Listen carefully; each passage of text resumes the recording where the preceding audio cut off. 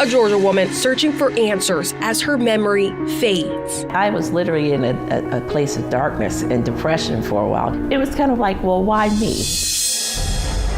A graduation day, an empty chair, and an unsolved murder.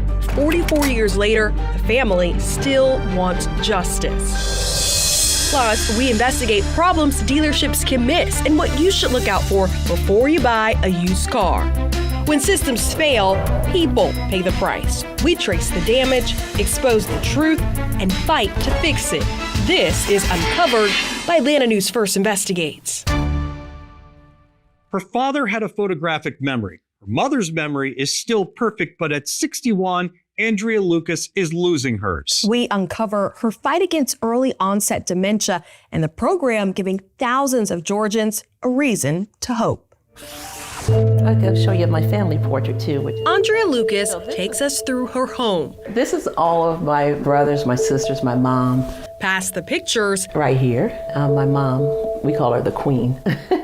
And history. He started off playing for the Braves. That celebrate her dad, the first black general manager for the Atlanta Braves. Ted Turner made him general manager. Just beyond all the famous memorabilia, an infamous item Andrea wishes she did not have to remember. So, yeah, this is my infamous pill box.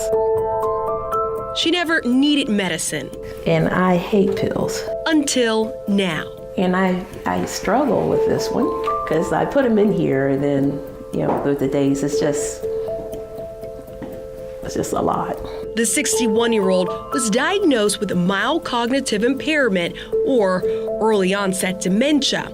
In Georgia, she's one of at least 385,000 people with the form of cognitive impairment. The first signs came 3 years ago. She would miss little things, or someone would tell her she kept repeating herself. But then, minor issues grew into major problems. And I did engineering, I did all of these different things. I created all these different projects.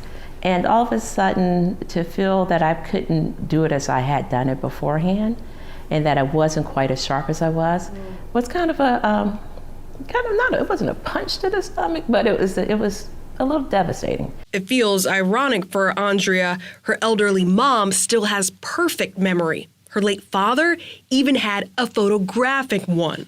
So it was kind of like, well, why me? The diagnosis brought so much loss. Her mind, grieving who I was. Her job after early retirement. And I wasn't quite actually as much myself out there, or I was a little bit more reserved in conversations. Plus, losing access to her bank account after employees learned she was impaired. She was required to appoint a power of attorney to handle her funds. I was literally in a place of darkness and depression for a while, just to have someone in a blink of an eye take everything that you've worked for throughout your career. But Andrea didn't stay in that darkness.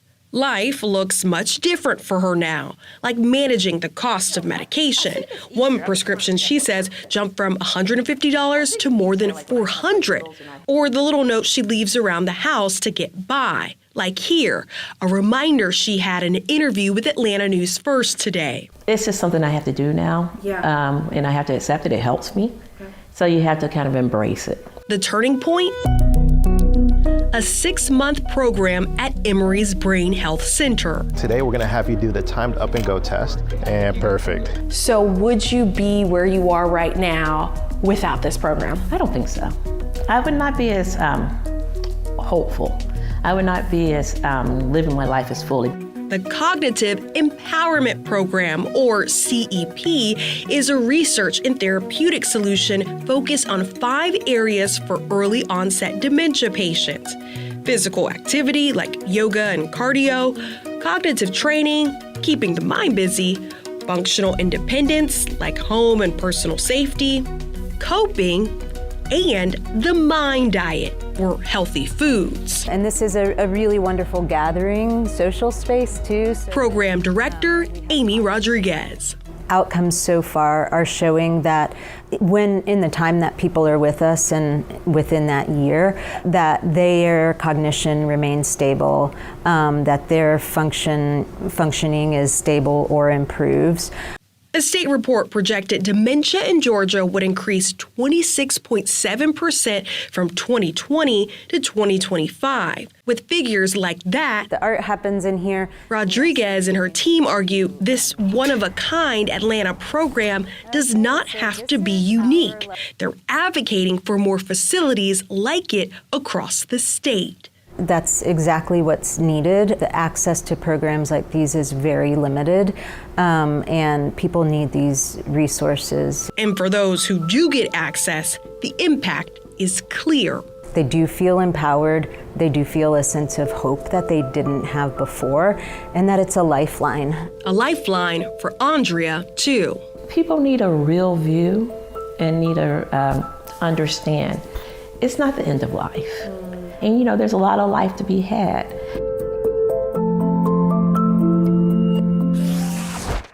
Okay, Sierra. So looking back, what were the first moments she had where she realized something was wrong? And how did this escalate over the years? She had quite a few, and I'm so grateful that she decided to interview with us because she talked about the shame and embarrassment of the early signs. Remember, we said her dad had perfect memory. Her dad was Bill Lucas, who's since passed away, the first Black manager for the Braves. And so she had these parents and her mom with a great memory still. And it was embarrassing to her. Like, why can't I remember the small things? And then she also kept repeating herself. And then the people around her would say, you just said that. You just said that a few minutes ago. And that made her feel a bit embarrassed. And she realized this is happening more frequently than what feels typical. So let me talk to the doctor about it at my annual checkup. All right. So that gets to my next question, because she needed a power of attorney. The bank required it. Why did they require it?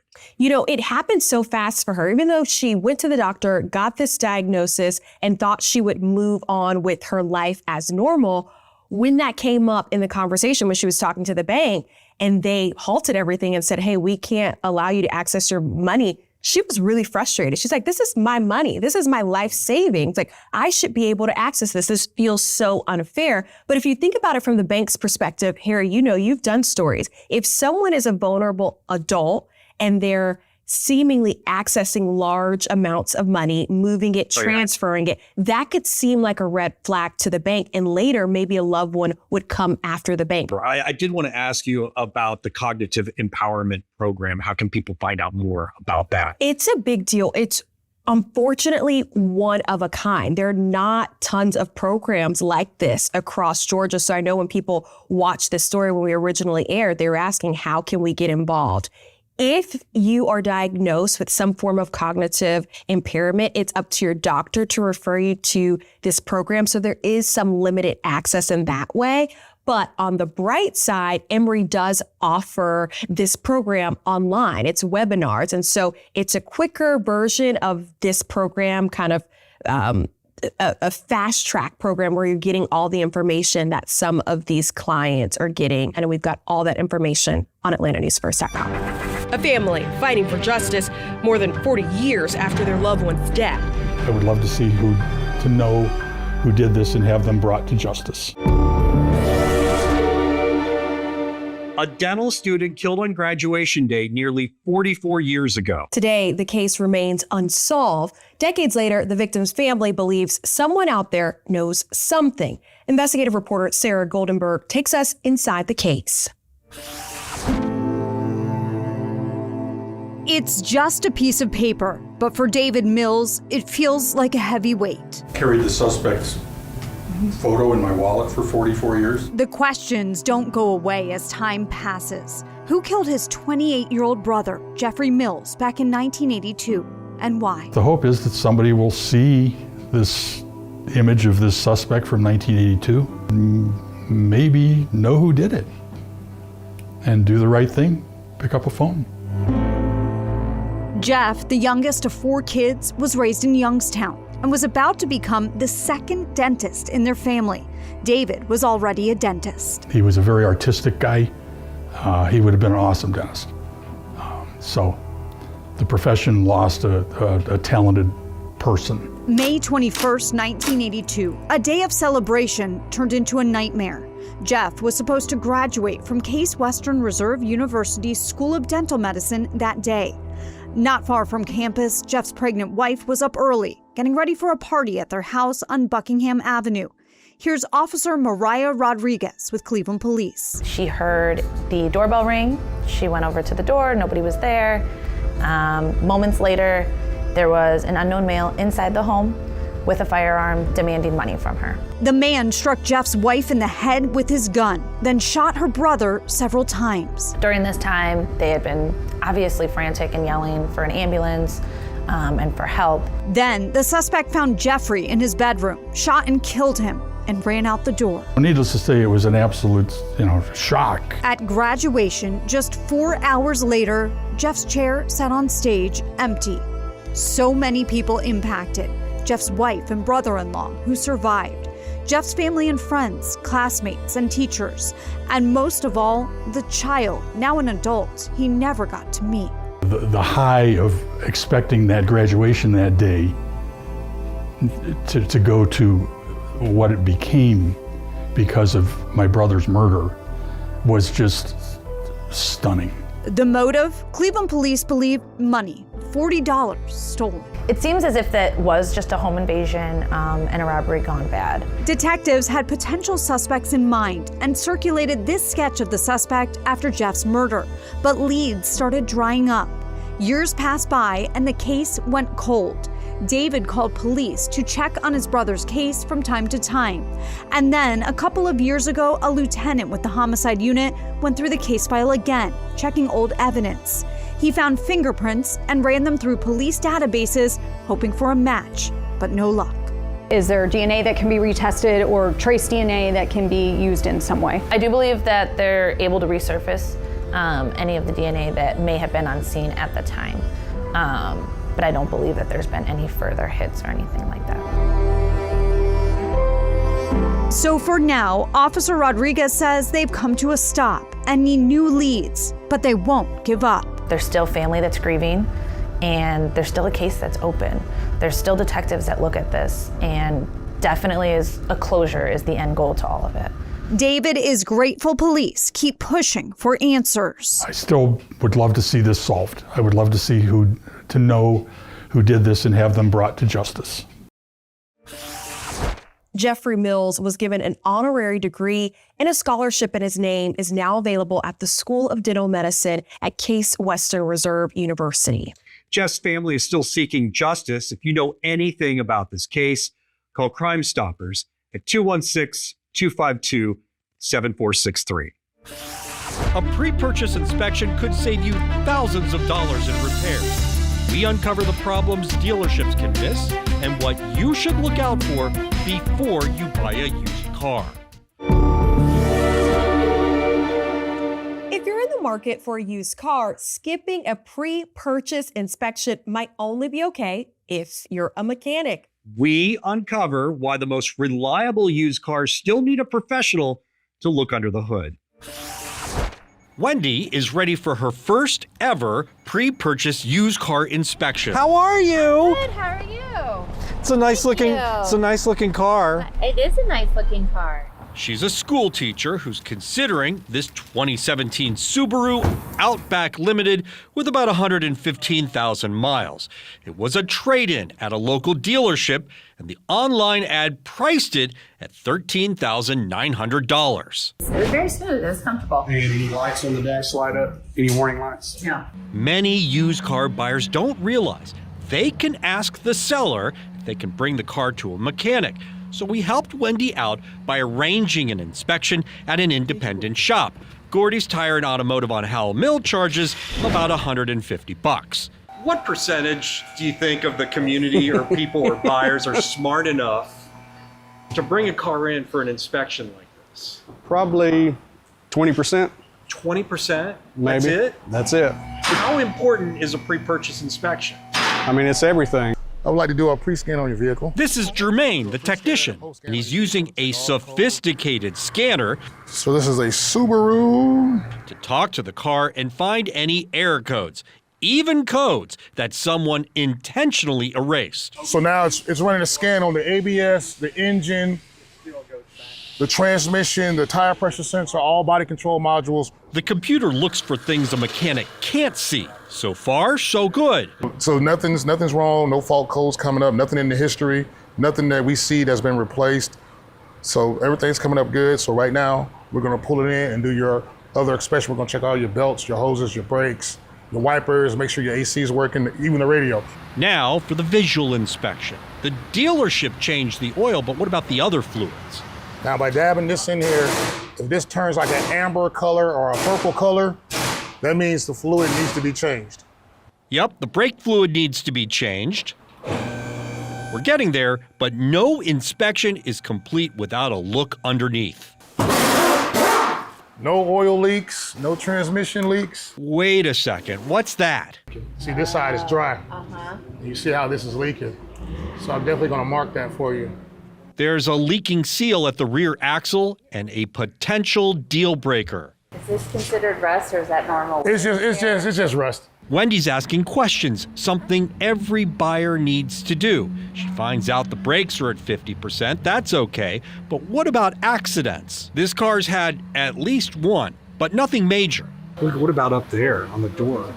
That looks like aftermarket paint to me. So I would pull a Carfax report. That's Gordy's owner, who does one final test. He drives and listens for things only a mechanic would hear. I just got one more thing here. A click. So